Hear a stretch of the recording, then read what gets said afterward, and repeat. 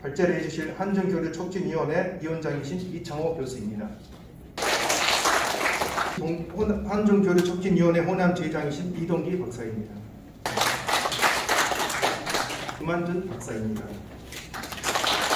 한중교류촉진위원회 이창호 위원장께서 한중 번영 발전을 위한 미래 전망에 대한 기조 강의를 해주시겠습니다. 이어서 그냥 진행하도록 하겠습니다. 제가 1997년도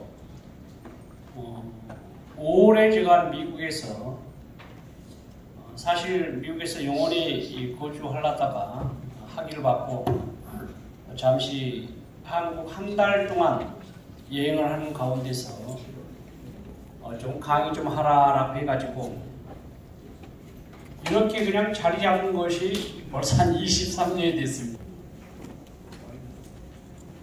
1년 동안 강의하는 도중에 제자들이 1998년도에 좀 중국을 좀 가면 어떻겠느냐라고 이야기하더라고요.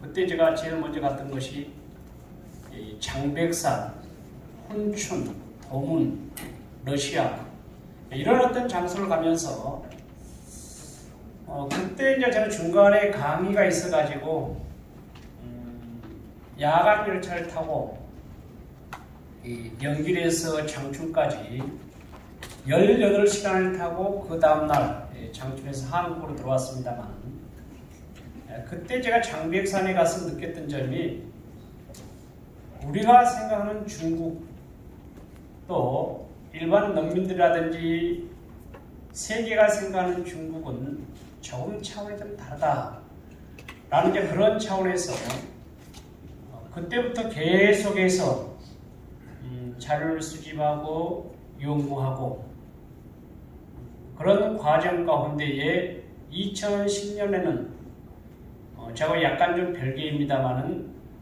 한문 공부를 열심히 해가지고 국제중의사라고 하는 한의사 자격을 취득했습니다. 그 이유는 제가 75세가 넘게 되면은 대한민국 예고를 나가가지고 좀 자원봉사를 좀 하고 싶다라는 그런 뜻에서 한의사 자격을 따고 그러다가 중국에 이제 계속해서 방문하면서 해룡장성을 갔는데 거기에 이제 부성장이 조모씨라고 저 친구가 있었습니다.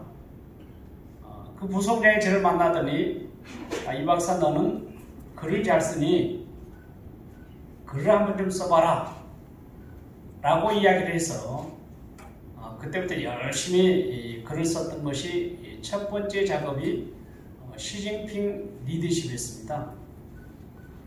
사실 이제 시진핑 리더십 책을 쓰고 난 다음에 중국 지역에 보니까 모든 신문에 제가 기사가 나온 걸 보고 깜짝 놀랐습니다. 그 이후부터 우리 황군 차장님도 계십니다만 중국 베이징에서 연락이 와가지고 중국을 왔다 갔다 하면서 다양한 어떤 우리 한국 민간에서 할 수 없었던 일들을 지금도 앞으로도 마찬가지겠습니다만 좀 진행을 해야 되겠다. 그런 차원에서 제가 생각해 봤습니다. 예컨대 사실 오늘 이 장소가 여러분들 생각하실 때는 그냥 준비가 되신 것처럼 보여지지만은 작년 29주년이 끝나고 난 다음에 우리 서영교 의원님께서 지금 현재 자리에 계시지 않습니다만은 사실 1년 전부터 제가 부탁을 했습니다. 부탁을 해서 30주년은 우리 민간 차원에서 우리가 가장 먼저 포럼을 해야 되겠다라고 생각해가지고 오늘 국회에서 이렇게 이제 진행됐습니다만 오늘 저는 여러분들에게 한중 관계를 어떻게 풀어나가는 것이 좋을 것인가 라고 하는 부분에서 무척 신경을 쓰면서도 고뇌에 대한 어떤 부분들이 있었습니다. 근데 중요한 것은 민주가 선이고 공산주의나 사회주의가 악이고 이제 이런 이분적 정리는 우리가 좀 정리하자는 것이죠. 저는 이런 어떤 모습들을 보면서 과연 한국과 중국이 이런 모습들 가운데에 이루어진 어떤 논상이라든지 이런 모습들은 저는 무척 좀 수준이 이상하다라는 생각이 듭니다. 잘라놓고 이야기해 보시자고요. 한국의 돈 100만 원에서 정확하게 33만 원이 예컨대 중요한 것은 중국 돈입니다. 그럼에도 불구하고 우리 한국 사람들이 생각하는 기준들이 지금 역사상 이후에 미국과 한국의 어떤 한미 관계는 140년을 이야기하고 있습니다만 우리 한국과 중국은 30년의 어떤 관계입니다. 여러분 생각해 보시자고요. 코로나 이후 코로나 이전 어쩌면은 우리 대한민국이 가까운 이웃이네라는 어떤 조건과 미명 아래에 전 세계가 약 한 182개국이 됩니다만 놀랍게도 중국은 그렇지 않습니다만 미국은 단 한 사람이 대사를 나가 있다 할지라도 131개국의 미군 단어가 있습니다. 이런 어떤 미중 관계와 한중 관계를 지켜보면서 저는 과연 한중의 관계, 미중의 관계, 또 우리 한국에서 중국을 바라보는 것, 중국에서 한국을 바라보는 것 냉정히 따져보자고요. 대한민국이 중국과의 어떤 관계는 정확하게 97.1입니다. 남북한 합하게 되면요 47.1이라고요, 여러분들요. 그런 관계에서 중국이 한국을 생각할 때 여러분들 어떻게 생각하시겠어요? 인구를 보시자고요.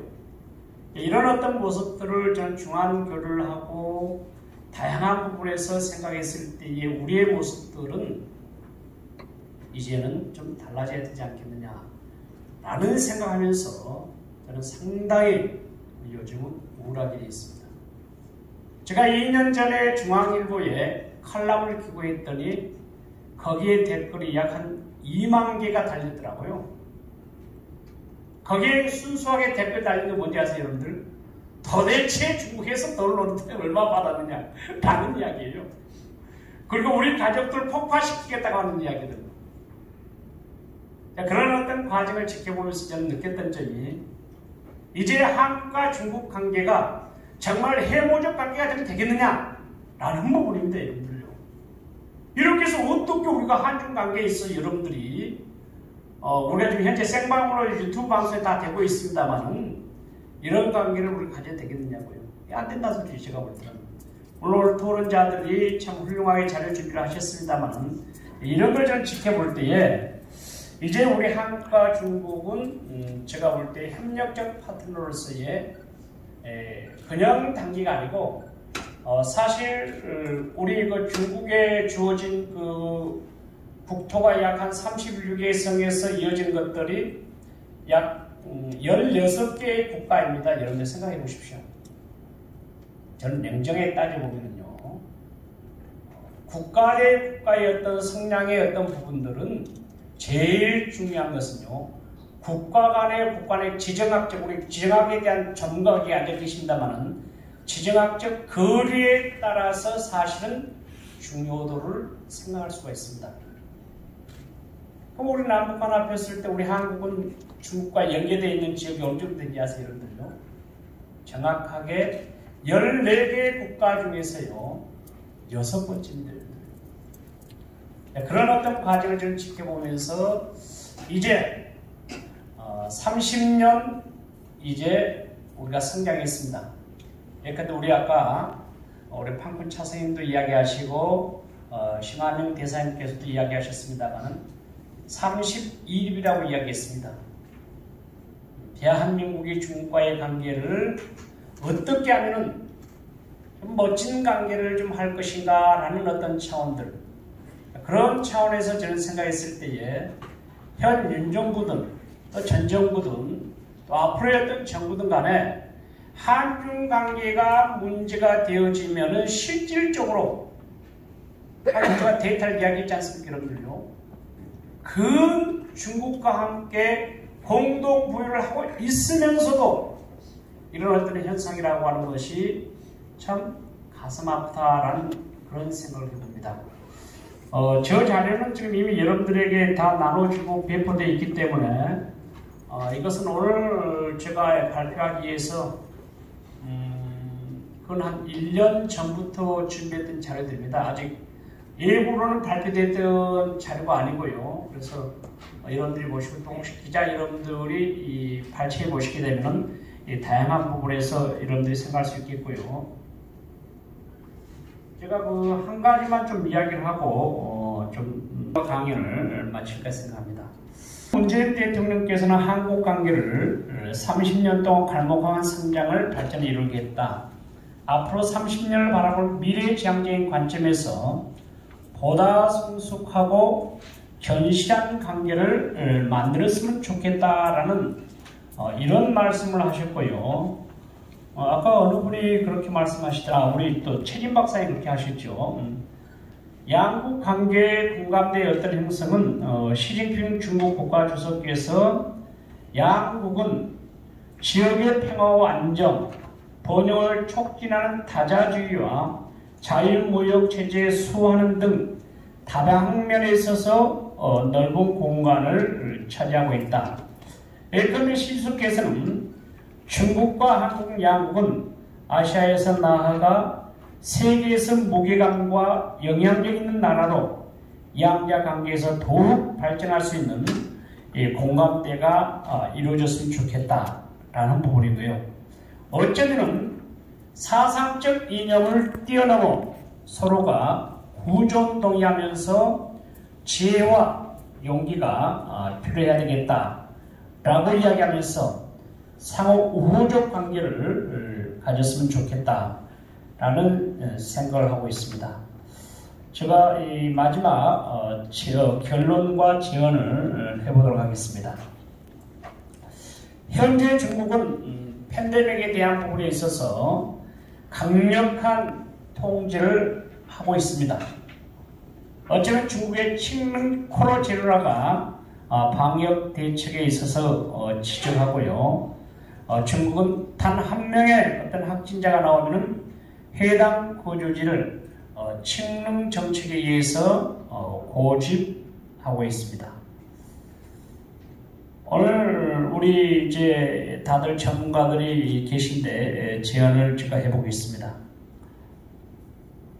양국은 당시 1998년 8월 24일이죠. 첫 번째는 협력 동반자 관계를 가졌습니다. 2003년에는 전면적 협력 동반자, 2008년에는 전략적 협력 동반자 관계로 결정을 했습니다. 이제 우리는 전략적 협력 동반자 관계는 경제, 사회, 문화, 정치, 안보 등 다양한 분야에 걸쳐서 협력이 강화되는 것으로서 양국 관계에 질적인 변화를 이루어주고 있다.